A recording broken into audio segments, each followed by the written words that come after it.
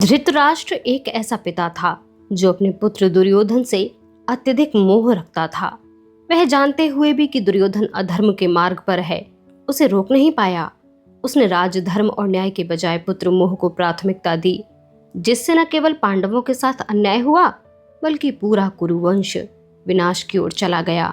उसका यह अंधा प्रेम उसकी सबसे बड़ी कमजोरी थी।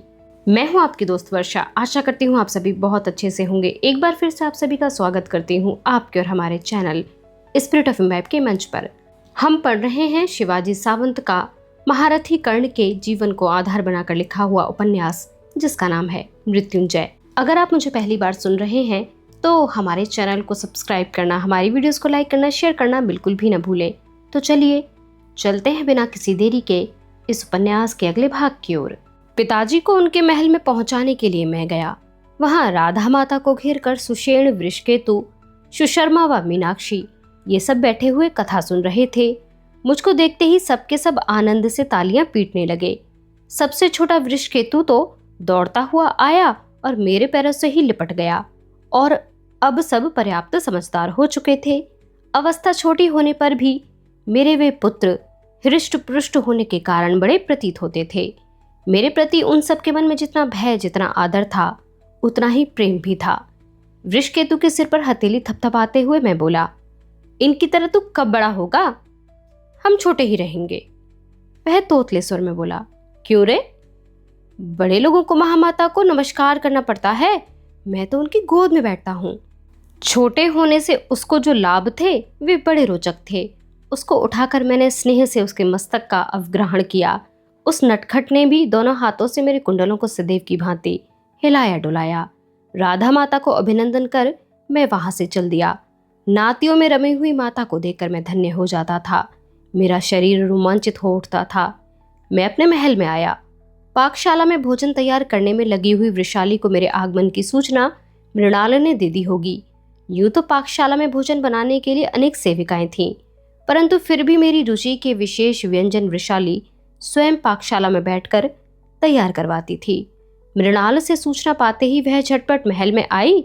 मैंने सिर से मुकुट उतार लिया था, वह मेरे हाथ में था। आगे बढ़कर मेरे हाथ से मुकुट लेती हुई वह बोली, आज क्या इतनी देर तक सभा का कामकाज चल रहा था? नहीं वृषाली, गुरुपुत्र के साथ आज पैदल ही नगर के बाहर घूमने चला गया। अश्वत्थामा का नाम सुनते ही उसकी प्रश्नावली रुक गई। किरीट उसने धीरे से लकड़ी के आसन में जमा दिया। भोजन के थाल लगने की सूचना देकर मृणाल पिताजी को बुलाने चली गई। उनका हाथ पकड़कर वह धीरे धीरे उनको ले आई। उनके पीछे पीछे वृषसेन, प्रसेन, भानुसेन, सुशर्मा, सुषेण, चित्रसेन सभी आ गए। विगत 14 वर्षों से नित्य ऐसा ही होता आ रहा था। हम सब पुरुष लोग एक स्थान पर बैठकर भोजन करते थे। पिताजी जब पहला कौर ले लेते तभी अन्य सब प्रारंभ करते थे। हमारे बाद स्त्रियों की पंक्ति बैठती थी। वे भी जब तक राधा माता पहला कौर नहीं ले लेती तब तक अन्न को स्पर्श नहीं करती थीं। वृषाली प्रतिदिन नए नए व्यंजन तैयार करवाती थी। भोजन के संदर्भ में सब उसकी मुक्त कंठ से प्रशंसा करते। वह कभी अपूप, परिवाप आदि पदार्थ बनवाती, कभी कभी गौरस में प्लाशुक, मुदगोदन आदि तैयार करवाती। इसके अतिरिक्त आमिक्षा, दधी, नवनीत, पयस, पयुध, फास्ट आदि गाय के दूध के विविध पदार्थ होते। मुझको अपूप और नवनीत ये पदार्थ बड़े अच्छे लगते। उनको भोजन में बार बार देखकर शोण तिरछी दृष्टि से मेरी ओर देखता हुआ वृषाली से कहता, भाभी जी, बार बार खाने के कारण ये अपूप अब हमको भी अच्छे लगने लगे हैं। अब ये वास्तविक रसिक के भाग में कम ही आएंगे। तब दूसरे दिन भोजन में शोण का प्रिय पदार्थ शिरोरोदन होता। कभी कभी मालढोक पक्षी के सुस्वाद मांस का रसा भी होता। सत्यसेन कहाँ है? वह पंक्ति में दिखाई नहीं दिया, इसलिए मैंने पूछा। उसकी पत्नी पुष्पावती ने सिर झुकाकर कहा, कुरुओं का एक महत्वपूर्ण संदेश लेकर मद्र देश की राजधानी शाकल नगर को गए हैं वे। मद्र राज शल्य से मिलकर लौटने में उसको 8 दिन तो लग ही जाएंगे। अब 8 दिन तक पंक्ति में उसकी थाली रखी जाएगी और फिर उसका भोजन ज्यों का त्यों गाय को दे दिया जाएगा। परंतु मेरा मन भोजन की ओर नहीं था और सब बड़े स्वाद से खाद्य पदार्थों पर हाथ मार रहे थे। केवल शोण ही यह जान सका कि मैं नित्य की तरह भोजन नहीं कर रहा हूँ। उसने वृषाली से कहा भी, भाभी जी, सब लोग यह कहते हैं ना कि पुत्र प्राप्ति के बाद स्त्रियों का पति पर प्रेम कम हो जाता है, यह मिथ्या नहीं है? नहीं तो भैया आज जिस प्रकार भोजन कर रहे हैं यह आप अवश्य जान जाती। नहीं शूण, उसकी कोई भूल नहीं है, मैं उसको टोकता हुआ बोला। क्यों वसु, आज तो अपना प्रिय पदार्थ खाने में भी तुमको रुचि नहीं दिखती? पिताजी ने आखिर पूछ ही लिया। नहीं तात, एक महत्वपूर्ण प्रश्न पर विचार कर रहा हूं मैं, उसको सुनकर आपको भी आश्चर्य होगा। कैसा प्रश्न? छठे पांडव का। आपको यह ज्ञात है क्या कि पांडव 5 नहीं 6 हैं? सागवान के पत्ते पर जैसे शिराएं होती हैं वैसे ही घनी सिकुड़नों से भरे हुए उनके मस्तक की ओर देखकर मैंने पूछा। मुंह में रखा हुआ कौड़ निगल कर उत्तर देने के लिए उन्होंने मुंह खोला, परंतु उनसे कुछ कहते न बना। तत्क्षण उनकी आंखों में पानी आ गया। वृषाली ने झटपट आगे बढ़कर जल का चषक उनके होठों से लगा दिया। पानी का एक घूंट भरते ही उनका कंठ साफ हो गया। तुमसे किसने कहा यह? कांपती हुई आवाज में उन्होंने पूछा। अकेले मुझसे ही नहीं, सारे सभागृह को पितामह ने आज यह बताया है। पितामह ने? तब यह सत्य ही होगा, पांडव 5 नहीं होंगे। इतना ही नहीं, कौरव या पांडव इनमें से कोई भी कुरुकुल का नहीं है, यह भी आज उन्होंने कहा। उनके इस कथन से अब सचमुच ही राज सिंहासन भुजदंड के बल पर हल होने वाला प्रश्न बन गया है। वसु, जब पितामह ने कहा है तब यह भी सत्य ही होगा। आज एक और सत्य मैं पहली बार तुझको बता देना चाहता हूँ, क्योंकि अखाड़े में तुझको सबने चढ़ाया था और मैंने चुपचाप सहन किया था। वे क्षण भर रुके। उनका कथन सुनकर मैंने कानों की प्रत्यंचा तान ली। वसु, सूतपुत्र कहकर सबने तेरा अपमान किया और इसीलिए तूने बड़े धैर्य से सबका सामना किया। आज राजभवन में महामंत्री के रूप में विदुर जी का कितना सम्मान है, उनका शब्द कभी खाली नहीं जाता। उनके वे 3 वाक्य मुझको असंबद्ध लगे, फिर भी मैंने कहा, हाँ तो, परंतु वे भी कुरुकुल के नहीं हैं, यह स्वयं पितामह ने कहा है। उन्होंने कहा आज हस्तिनापुर में कुरुराज के वंश का अकेला मैं ही अंतिम वंशज हूं। नहीं वसु, यह सत्य है कि महामंत्री विदुर दासी पुत्र हैं, परंतु पितामह अकेले ही अंतिम कुरु हैं। यह पूर्ण सत्य नहीं है। एक और कुरु जिसकी धमनियों में कुरु वंश का रक्त दौड़ रहा है इस हस्तिनापुर में ही है, परंतु सामाजिक परंपरा से बंधा वह साधारण बन रहा है। कौन है वह अंतिम कुरु? मैंने आश्चर्य से भौहें तानते हुए पूछा। वृषाली ने जो चषक रख दिया था उसको उठाकर एक घूंट भरकर वे भर्राई आवाज में बोले, मैं? आप? हाँ, मेरे पिता सत्कर्मा दिग्विजयी कुरु ययाति के वंशज थे, परंतु माता की ओर से वे सारथी थे। इस नगर में दासी पुत्र विदुर को महामंत्री पद प्राप्त हो गया, परंतु ययाति के वंशज अधिरथ को अश्वशाला ही मिली। वसु, यह सत्य है, तू अंगराज हो गया है। बस यही देखकर मैं अपने को धन्य मान लेता हूँ। कुछ रुककर उन्होंने फिर एक घूंट पानी पिया। जिस रहस्य को जीवन भर छिपा रखा था वह अपना जन्म रहस्य मेरे संतोष के लिए उन्होंने मुझको बता दिया था। मैं उसी समय भोजन छोड़कर उठ खड़ा हुआ। हम ययाति महाराज के वंशज हैं। यह सत्य मेरे मन को कहीं सुख पहुंचा रहा था, परंतु उससे मन प्रफुल्लित हो जाए इतना आनंद मुझे नहीं हो रहा था। अब मेरा मन इतना भोला भाला नहीं रहा था कि हर एक आश्चर्यजनक घटना पर प्रसन्नता से नाच उठे। हाथ धोकर शयन गृह में जाकर पलंग पर लेटा। अश्वत्थामा ने सहज ही जो विचार व्यक्त किया था उस पर बार बार मेरा मन स्थिर हो जाता था। पीपल के पौधों को पाषाण की दरार में भी उल्लास से बढ़ते हुए देखकर उसने कहा था, पाषाण के प्रतिकूल मस्तक पर पैर जमाकर वह पौधा मानो कह रहा है, मुझको जीना है, वायु के झोंकों से जूझना है। मैंने भी निश्चय कर लिया कि अपने लिए उस पौधे को आदर्श मानूंगा। परिस्थिति का रोना रोने में कोई सार नहीं था। अश्वत्थामा के जीवन विषयक तत्वज्ञान पर मैंने रात भर बहुत विचार किया। उसका तत्वज्ञान सुनने में बड़ा ही मधुर था, परंतु संसार के कितने लोग तत्वज्ञान को उपयोग में लाते हैं।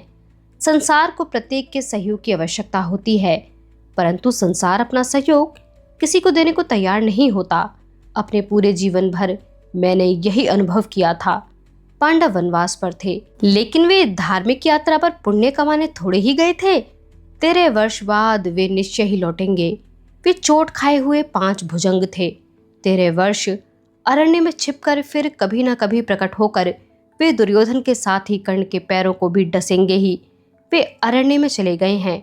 यह सोचकर यदि मैं चुपचाप बैठा रहता तो कल को वह एक महान मूर्खता ही कहलाती।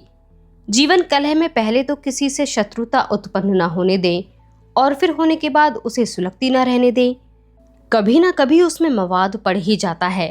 कर्ण अथवा पांडव, यह एक ही विकल्प मुझको स्वीकार था। पांडवों के भय का सदैव लटकता हुआ खड्ग मैं दुर्योधन के मस्तक पर रखना नहीं चाहता था। पितामह गरज गरज कर कह रहे थे कि राज्य का आधा भाग पांडवों को दे दो। मैं उनके इस विचार से बिल्कुल सहमत नहीं था। राज्य अखंड रहना चाहिए, फिर वह कौरवों का हो या पांडवों का।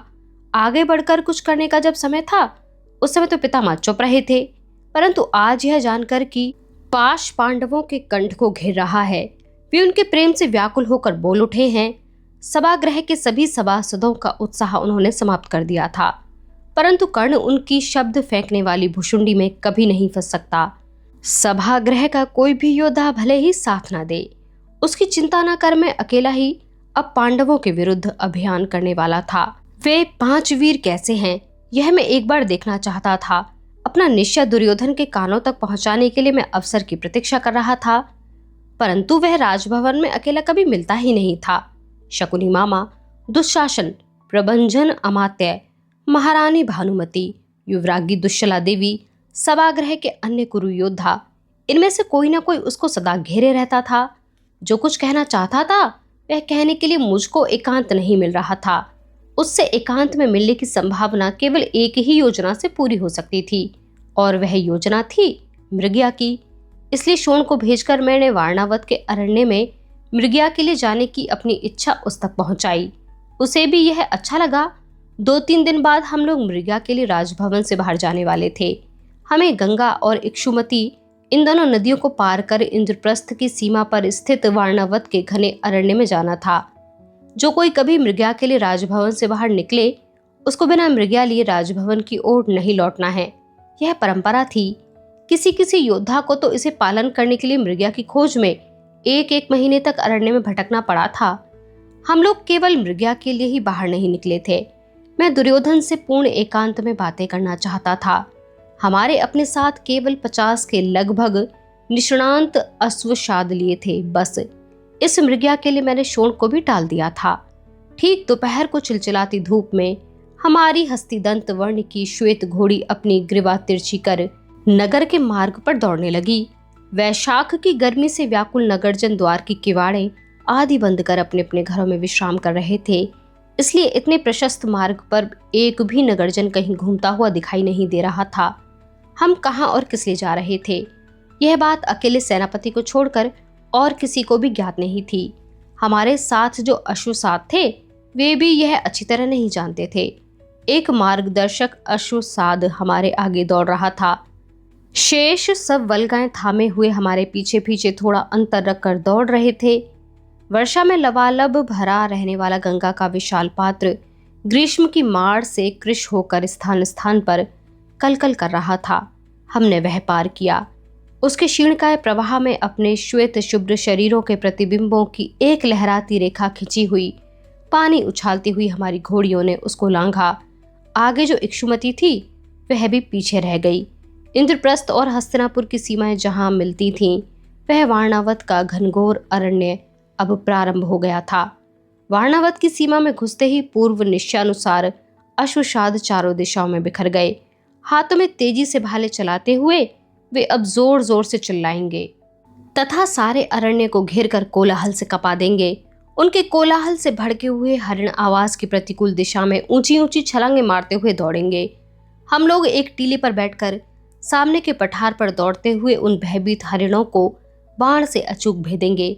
यह निश्चित हुआ था कि जैसे ही हम टीले पर निशाना लगाने के लिए स्थान ग्रहण करें, चारों ओर से कोलाहल करने वाले अश्वसादों को संकेत करने के लिए, जिनकी पूंछ में बजने वाले घुंघरू बंधे हैं, ऐसे 4 बाण मैं चारों दिशाओं में छोड़ूंगा और तब कोलाहल करने वाले एक साथ कोलाहल प्रारंभ कर देंगे। निशाना लगाने के लिए हमने एक कछार में एक टीले पर स्थान चुना। सामने हरी घास का विस्तृत पठार था।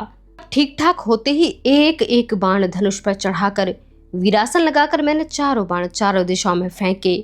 सू कल सू आवाज करते हुए वे अरण्य में चारों दिशाओं में लहराते हुए दौड़े। बिखरे हुए अश्रुसादों को संकेत मिल गया। हल्ला गुल्ला करते हुए, ढिंडोरा पीटते हुए वे अरण्य के सभी प्राणियों को अपना शांत शीतल निवास स्थान छोड़ने को विवश करने लगे। संपूर्ण अरण्य रुग्ण व्यक्ति की तरह कराह उठा। चित्र विचित्र ध्वनियां आपस में मिल गईं।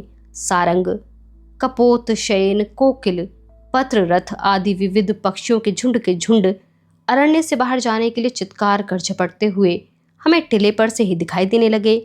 थोड़ी ही देर में चींची करते अपने भारी भरकम शरीर को संभालते हुए हाथियों का एक विशाल झुंड अकस्मात पठार पर कछार में आ गया। हम दोनों टीले पर घास में वीरासन लगाए धनुष की प्रत्यंचा तान कर तैयार थे ही झुंड के एक विशालकाय हाथी पर निशाना लगाने के लिए दुर्योधन अपने हाथ के धनुष को हाथी की गतिविधि के साथ घुमाने लगा, परंतु मैंने हाथ से संकेत करके उसको रोका।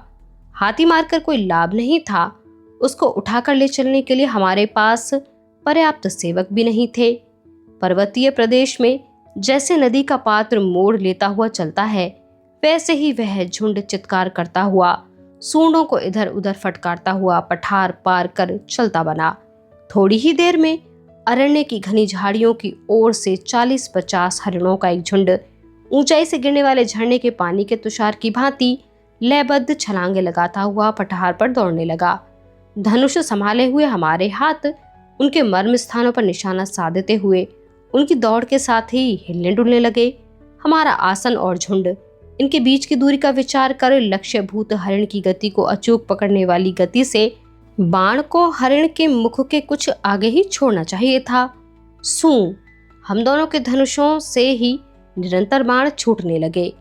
औदुंबर के वृक्ष के पके फल हवा के झोंकों से जैसे टप टप नीचे गिरते हैं, वैसे ही अनेक हरिण उर में बाण लिए कछार में गिरने लगे। शेष हरिणों का झुंड अपने साथियों की ओर मुड़कर भी न देखता हुआ छलांगे लगाता कछार से बाहर हो गया। मृग्या हो चुकी थी। हमने संतोष की सांस ली। तुमने कितने बाण छोड़े हैं? दुर्योधन ने मेरी ओर देखते हुए पूछा। 6। और तुमने? पठार की ओर देखते हुए मैंने पूछा। 5। उसने भी 4 आगाह की ओर देखते हुए उत्तर दिया।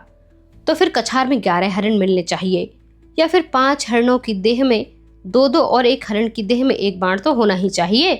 मैं वीरासन छोड़कर ऊपर उठता हुआ बोला। हाँ चलो देखें।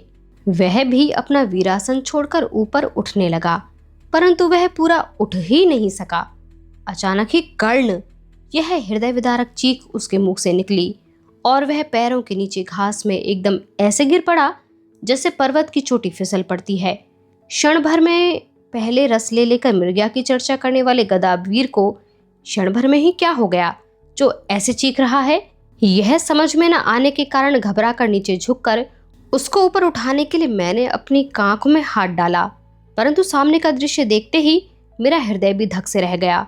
मृग्या के पीछे स्वयं को भूले हुए दुर्योधन का वीरासन में घुटने पर टिके हुए बाएं पैर का पिछला भाग घास में छिपे हुए एक विशाल अजगर ने घुटने तक निगल लिया था। पैरों में चमड़े के जूतों के कारण दुर्योधन को उसके जबड़े के स्पर्श का पता नहीं चला था। भक्ष्य कहीं हाथ से निकल न जाए, इस विचार से उस लंबे अजगर ने अपना पुच्छ भाग भी क्षण भर में ही ऊपर उठाकर दुर्योधन के समस्त शरीर पर लपेट लिया था।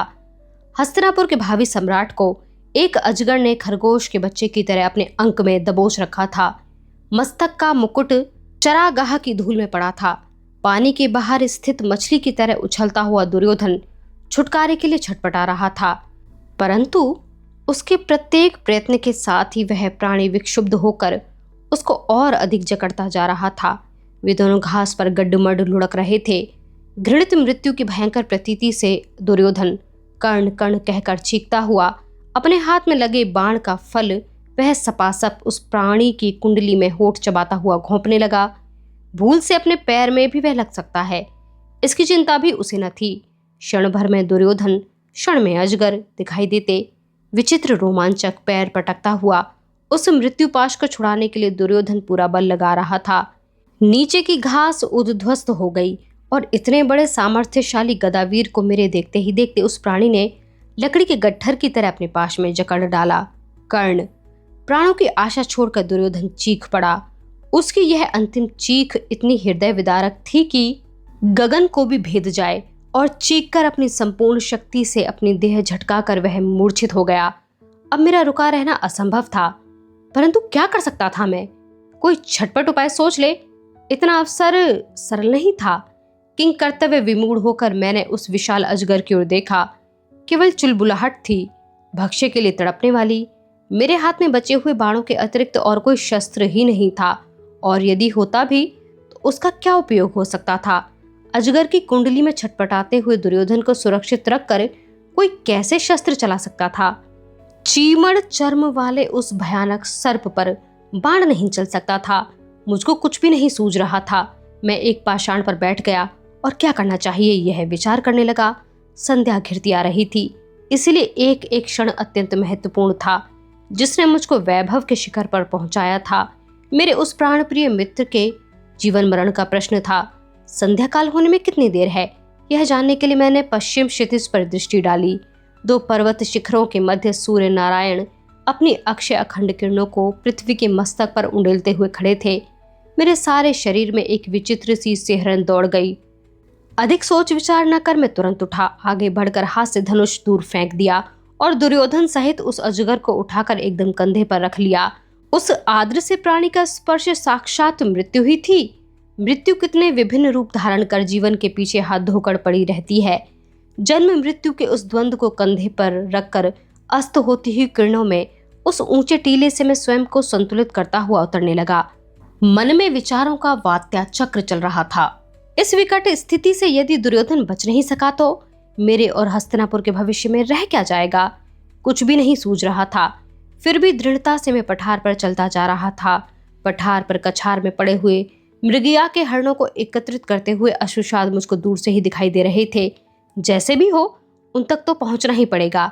यह सोचकर दो प्रचंड शिलाओं के समान भारी और विचित्र दिखाई देने वाले उस अजगर को कंधे पर रखे हुए मैं तेजी से पैर रख रहा था। मेरा सारा जीवन ही ऐसी कठोर परीक्षा लेने वाली विकट घटनाओं में से होकर चलता आया था। उन सब घटनाओं में आज की घटना मुझको विशेष रूप से रोमांचित कर देने वाली लगी। मैं कंधे पर कुछ लेकर आ रहा हूँ और कोई बड़ी मृग्या ही होगी, यह सोचकर कछार के सभी अश्वसाद एकत्रित होकर हाथ उठाकर आनंद से संकेत करते हुए चिल्लाने लगे। परंतु जैसे जैसे मैं उनके समीप पहुंचने लगा वैसे ही वैसे आंखें फाड़ फाड़ कर वे पाषाण की मूर्ति की तरह निश्चल मेरी ओर देखने लगे। उनमें से आधे से अधिक जनों ने तो मुझको निश्चय ही मूर्ख समझा होगा।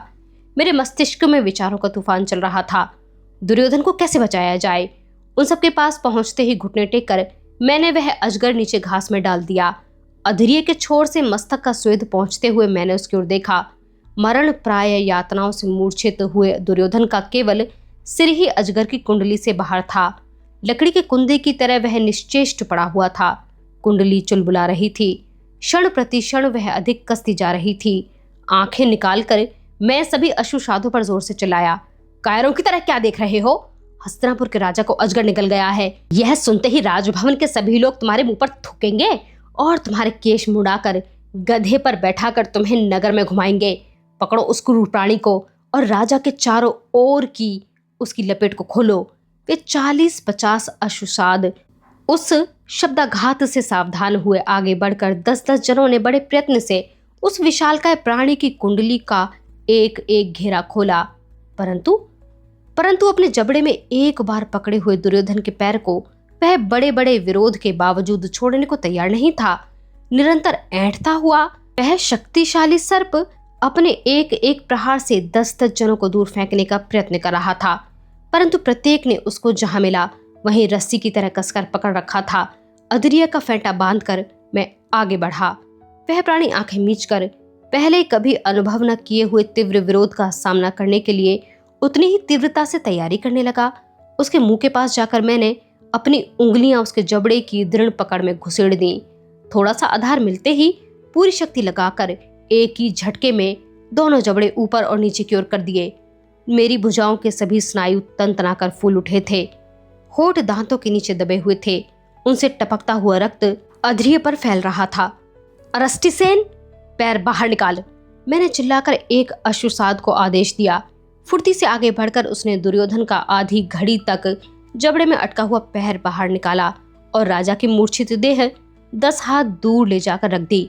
उन हिरणों में से एक हिरण लाकर उसका पैर उसके जबड़े में दे दो। मेरी भुजाओं पर जो तनाव था वह अब असहाय होता जा रहा था। हरिणों की ओर भौहों से संकेत करते हुए मैंने उससे कहा। अरस्टिशेन झटपट एक हरिण को घसीटता हुआ लाया और एक के बजाय उसके दोनों पैर उसने मेरे द्वारा चौड़ा किए हुए उसके जबड़े में ठूंस दिए। मैंने तनाव कम किया। अजगर ने हरिण को पकड़ लिया। मेरा मस्तक स्वेद से भीग गया था। नसें थरथरा रही थीं। हाथ से उसके जबड़े को छोड़कर ऊपर उठते हुए मैंने मस्तक से स्वेद पहुंचा। एक क्षण को ही रुका। कछार में मूर्छित पड़े हुए दुर्योधन को देखकर मन विषण हो गया। कौन राजा? कैसा राजा? सब मन की भ्रामक कल्पनाएं हैं, सब विचारों के असत्य कूल हैं। हस्तिनापुर का वह भावी सम्राट एक कछार में लकड़ी के कुंदे की तरह अचेत पड़ा हुआ है, असहाय, एकाकी। एक साधारण अजगर आज उस सम्राट के प्राणों का ग्राहक बन गया। मैं दौड़ता हुआ उसके पास पहुंचा। जबड़े में आधी घड़ी तक रहे हुए उसके पैर पर ममता से हाथ फेरते हुए पैर में टूटे हुए अजगर के 2 दांत मेरे हाथ में आए।